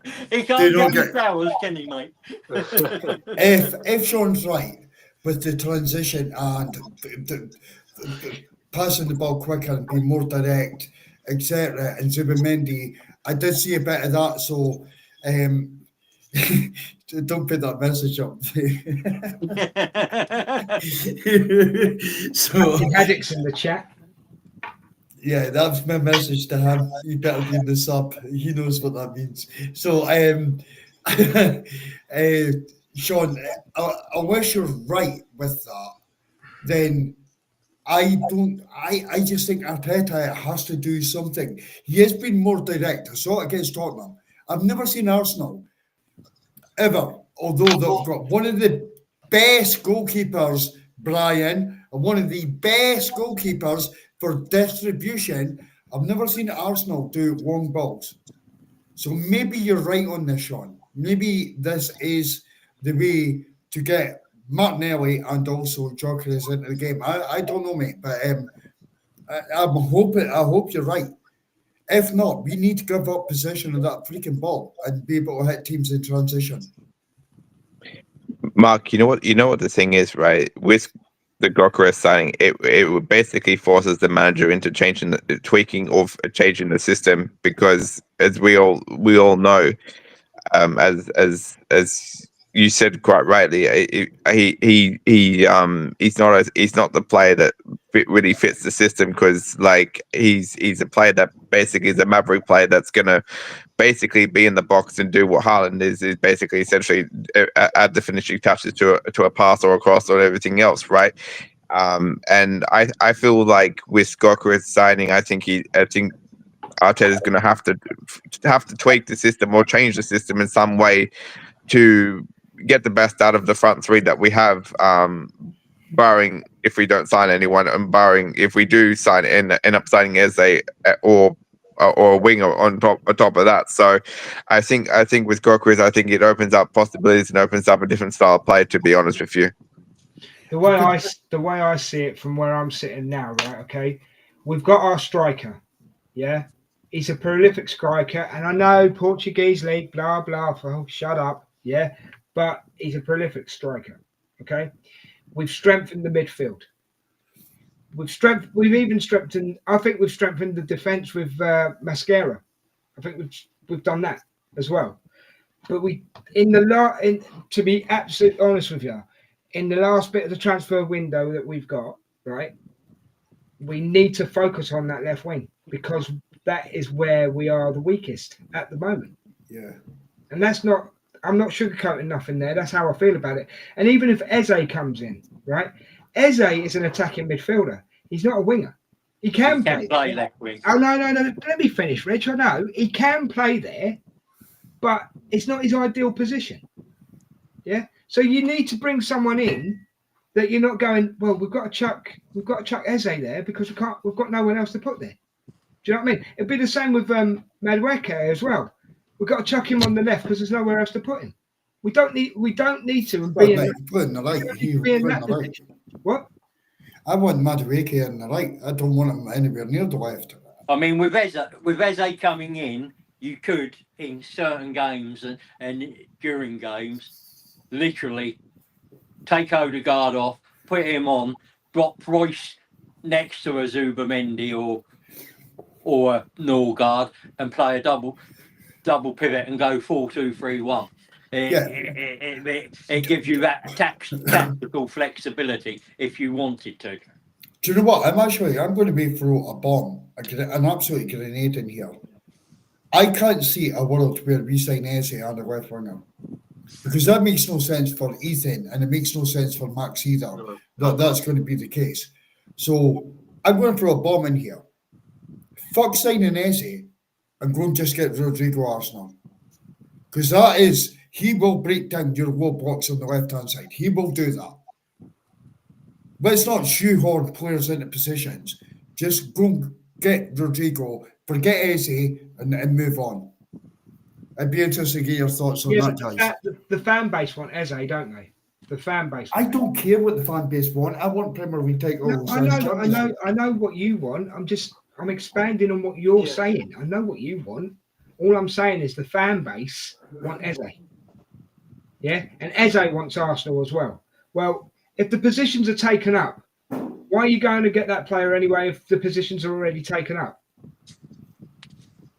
I don't know. But that's the point I'm making. I'll be shoehorning Eze and Madueke into that's what I basically said. Arsenal side. I just did it in a different way. I said that. Yeah, like let's not shoehorn players into positions. But you're not technically, because Madueke can play either left or right. Eze can play. He can play left wing. He can play attacking midfield. He can actually play right midfield or right wing as well. So he play right back. He can't play right back. He's not. Well, that's good. I'll tell you, I won't sign him then. But it's he has that adaptability. If he can't play right back, he's not getting signed. Simple as that. Saying that, right? No, Norgard can do that. I hate to do it, right? Because Mark's brought up Liverpool a lot tonight, right? Okay, but even Liverpool have messed up because they've gone out and got players, but they've still got two positions that they seriously need to fill, and they're not doing it. They've lost two left wingers now, haven't they? Yeah. Albeit. Yeah. Do you know what? See, that I've been on that Liverpool Spaces. It's been brilliant. And I'm like, Arsenal are so well balanced. I could name my goalkeepers, my back eight, my midfield, my wingers, my forwards. I've got two players every position, and the drop off between them is not massive. It's not massive at all. Yeah, we could upgrade certain parts of the team. Left wing for me is probably the main one, and also someone for Odegaard as well would be, but that's been greedy. But out with that, see if you look at Liverpool, they've got 3 central defenders. 3. They've got fucking Gravenberch as their fucking DM. I'll tell you what I can see though, Mark. I can see if Liverpool fail to get Isak because Newcastle failed to get Šeško, I can see Liverpool then going in for Rodrigo. Yeah, that's what I don't want. That's what I don't want. I agree. Mind I you, think- I would. You know what? I don't Actually, at the moment, I think that's more. Sorry, Rich. At the moment, I think that's more likely. Des, it's more likely they'll sign Anthony Gordon than Rodrigo. Okay, Max. If you're not going to say anything sensible, No, I'm serious. No, They've they're been linked after, with him. They're after I'm him. being Honestly, serious. Liverpool are after Anthony Gordon. Newcastle being are serious, a Mark. small Yeah, club. backing They me get up. sold. They get sold. They sell their players. They've no choice. They've no choice whatsoever. They have to sell their players. See if Liverpool don't sign Isak, Newcastle's one unhappy place next season. You're stuck with a player that doesn't want to be anywhere near the freaking football club. Soak that. he hasn't shown any loyalty to Newcastle or the fans, has he? Let's be honest.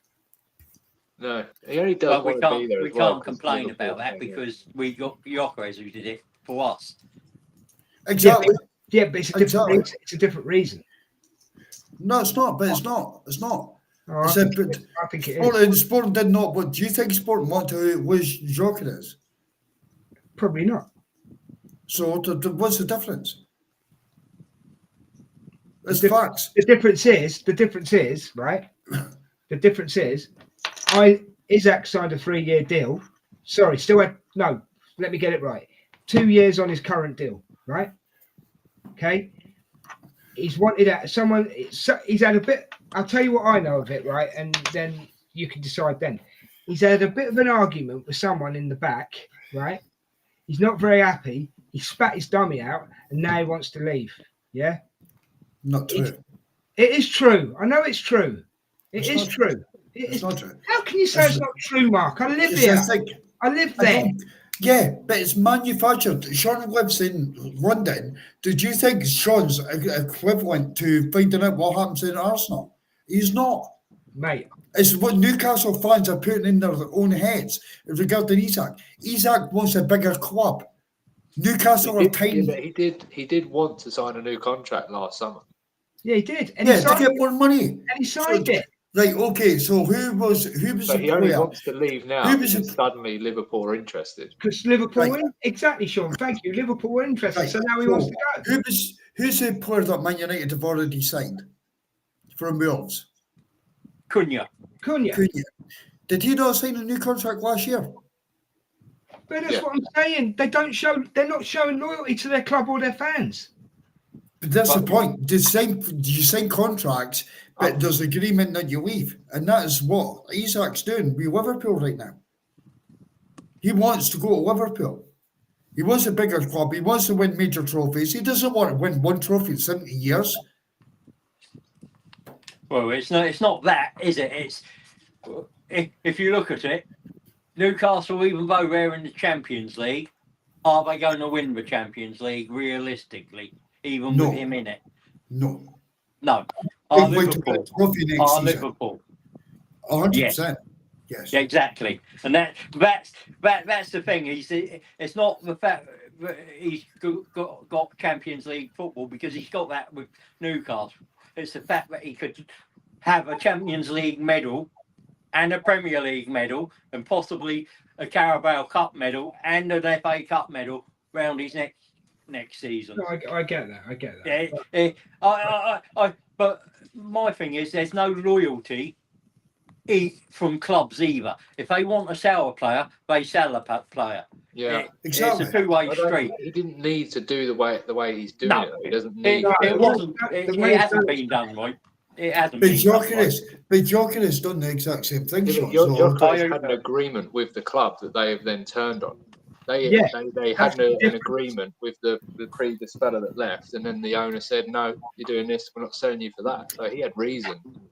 It's just his fault that he didn't get it down in writing. Yeah, he didn't have it done.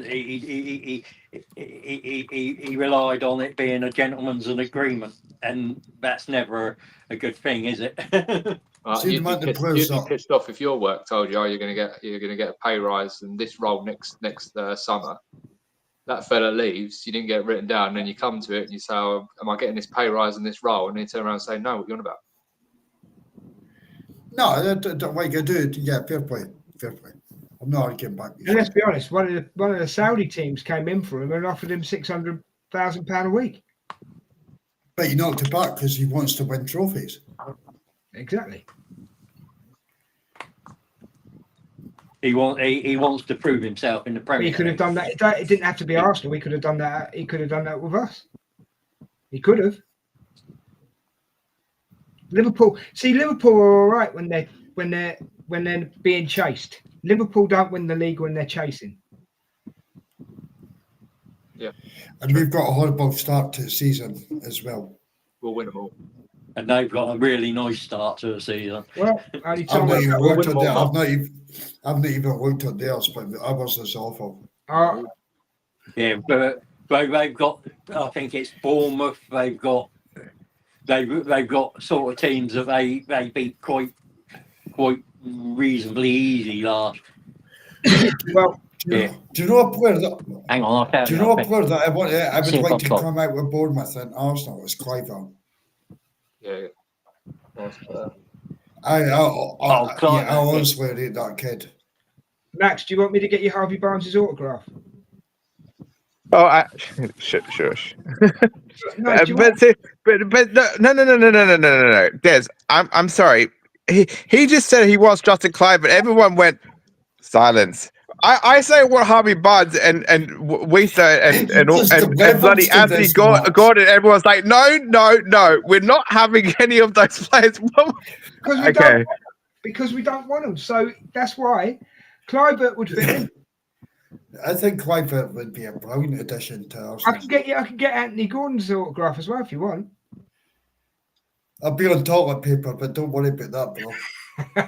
Be on that traceable toilet paper at school. Right, so Right, guys. I mean, so to be honest, I think we have covered everything at the moment. So, Richard, yeah.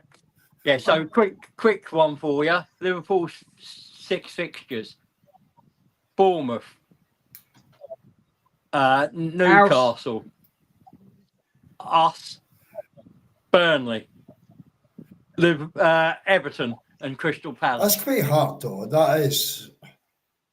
Yeah, it's not as hard. It's not as hard as Ours. Ours is freaking awful. you'd expect them to beat Bournemouth at home. You'd expect them to beat Burnley away. You'd expect them to beat Crystal Palace away. You'd expect to beat Everton They at should home. be top of the league after 6 games. but Yeah. also next season you've got Salah away for what do you call it? From December. But that's why they've gone for Ekatike, why they've gone for Wirtz, why they're going for No, Isak. I know that. Their future, they're proofing their squad for when that happens. Right. Okay. Right. It's whether they get Isak, isn't it? It's whether Newcastle can get a player over the line. They're struggling getting Well, their apparently they're pretty main serious targets about over the line. Cesco. Can I, Des, just one last question, because I know that you're trying to wrap this one up, right? Yeah. But this is to everybody in here, this question, right? Do you think this is the most stupid angle that Newcastle could have came from by going for Cesco, making it public, trying to spend 80 million, and you've not even signed, and you've not even sold Isak? See, in answer to that question, I think, and I could be wrong, but I think Newcastle are actually going to reject every bid that Liverpool put in. I don't. You know? I think they've already told Liverpool, this is what you need to bid. Don't bother bidding it until we've signed a player. You could be right. I think so. I think so as well. Which But is why I think he's come back into training, because he's like, okay. If that's the case, Sean, right? Why did they go in with initial bids of 120 million? Because they weren't told that until that Oh, bid okay. went in. It was, no, that's not anywhere near what we're willing to But you accept. know what? Conversation. We will Do you not accept think it that once we've got a Do you player not in. think that Newcastle have showed their hand though? And that is the strange point that I'm finding with it. And secondly, didn't Newcastle apparently say that they won 150 million for Isaac?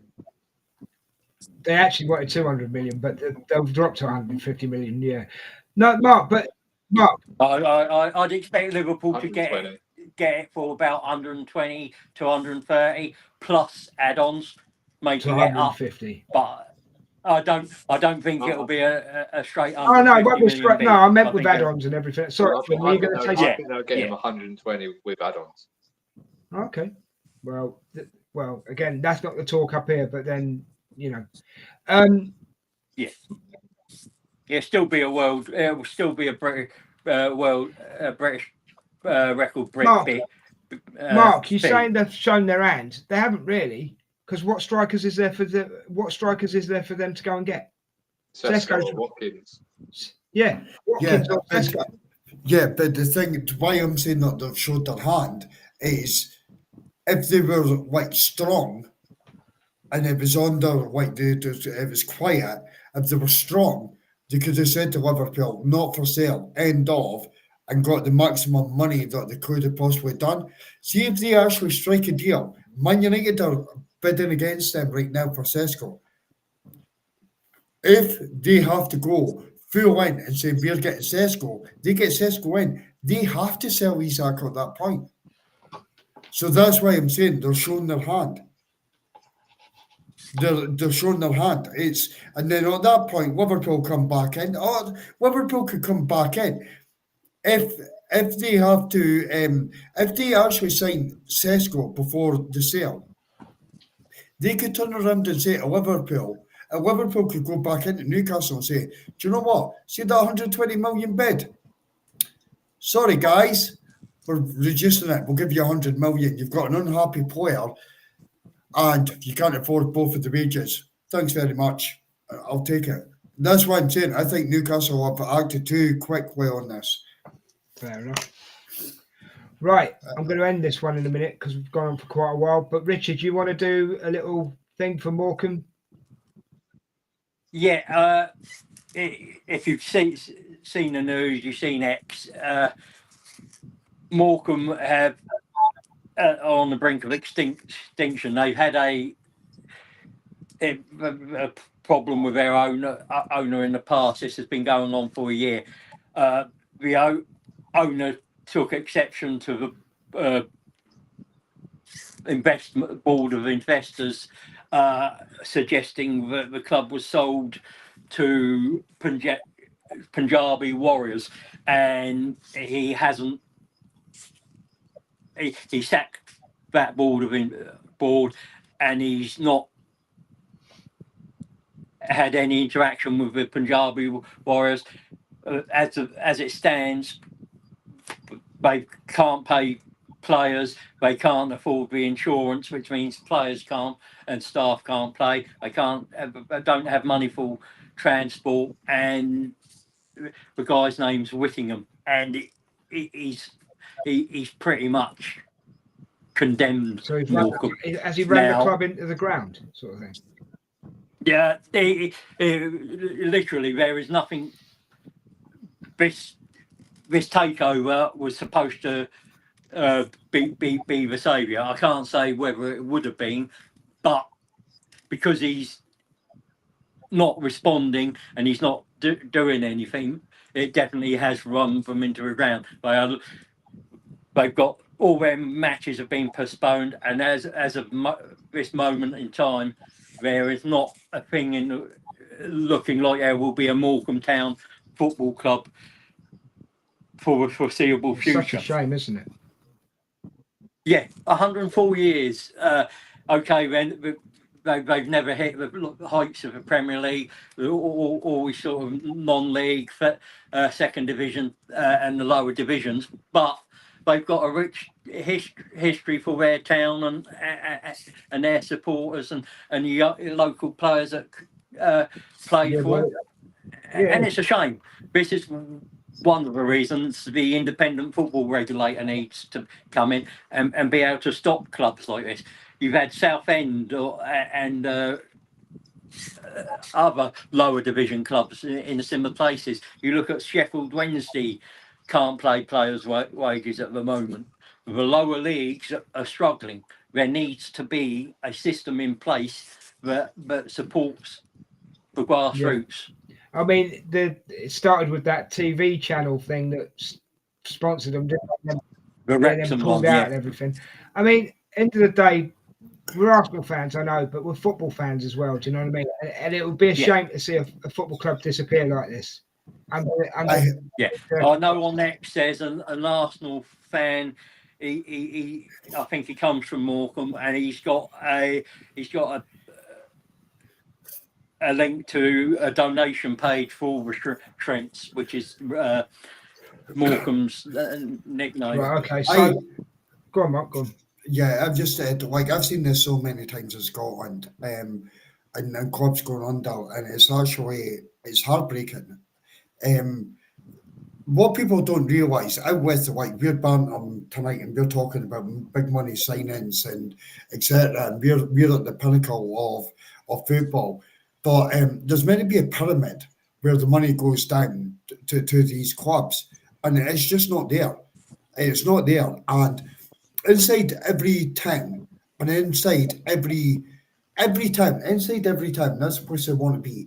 There is people that rely on football for mental health reasons, escapism from life, etc. And you're taking it away from them. You're taking it away. It's disgusting. It is disgusting. The Premier League need to do something about this. This really touches my heart, like, massively. I find it absolutely disgusting that a town could lose a freaking football club. If it's regulators coming in and it's the pyramid system putting money down properly, then it needs to take place, Richard, for me. It needs to, honestly, it really does. And this really, really does touch me. So for the people on Morecambe, I'm absolutely gutted for you. I really am. But one of the things in the article that Paul put up, which it took quite a while for me to help write, was the idea of having a fan. Could they not be fan owned, Rich? Could they not? Well, not only fan owned, but a fan on the board, not just tokenism.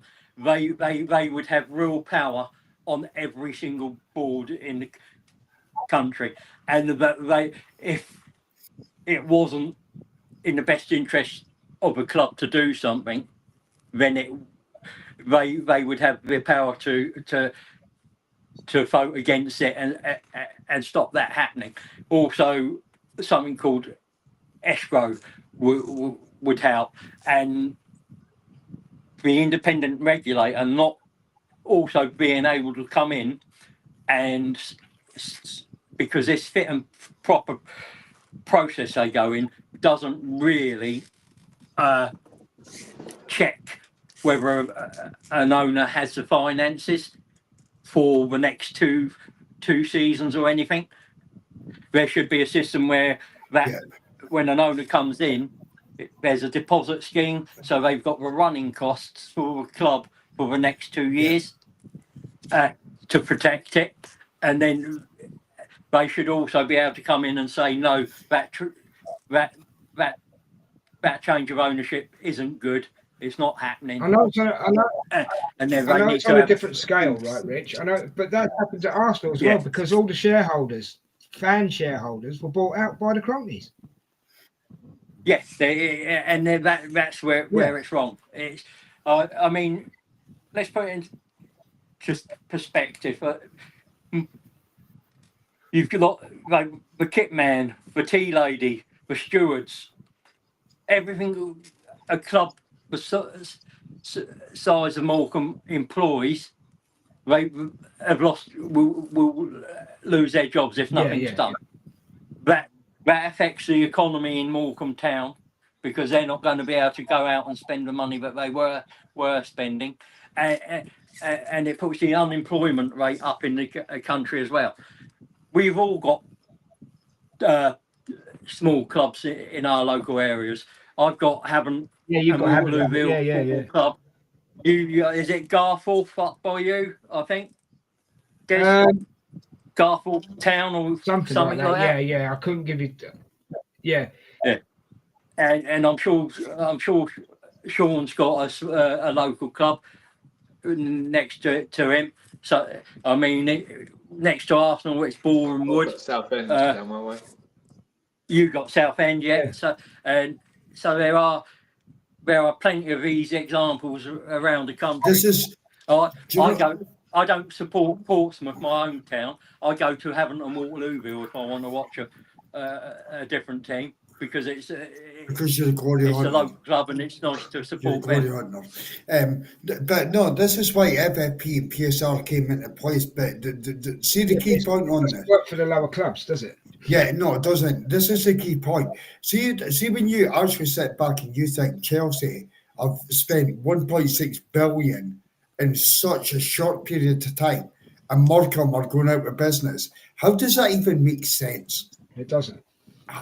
Like, how can this even relate to reality? And Richard's right. You're affecting the whole entire time. Yeah, the economy is gone. It's a domino effect, Mark. And it is 100%. And I honestly, it makes me feel so freaking sad. To give you, for instance, in Scotland, Gretna came along, right? And the owner of Gretna was a multi-millionaire, and he came in and he got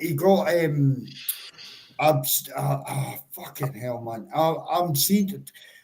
What's that? The brain disease where you forget everything? Amnesia. Alzheimer's. Alzheimer's. He got that, and his family at the point where he got that, he was investing everything. Now Gretna went all the way to the Scottish Cup final. Gretna are tiny. They're actually English in my opinion. But anyway, they were tiny. And what happened was Gretna went right under the tubes because his family pulled the plug saying no more. And Gretna went under. They were in debt, like there was no tomorrow, etc. The club went under, but then the fans reformed it and tried to bring it back up. You don't even hear them in Scotland now. I used to live in Lincoln. So I used to go and watch the Imps. I used to go and watch Lincoln City, and that's not a big team. I used to live in Northfleet, which is near Gravesend. I used to go watch Northfleet play. I mean, their pitch was like a school field. Do you know what I mean? If it weren't for the smaller clubs, I mean, some of these guys go way back in history, as far back as Arsenal. Do you know what I mean? I mean, even my hometown, Portsmouth, John Gregory put them into almost wound up. Terry, what's his face, buy Portsmouth for £1?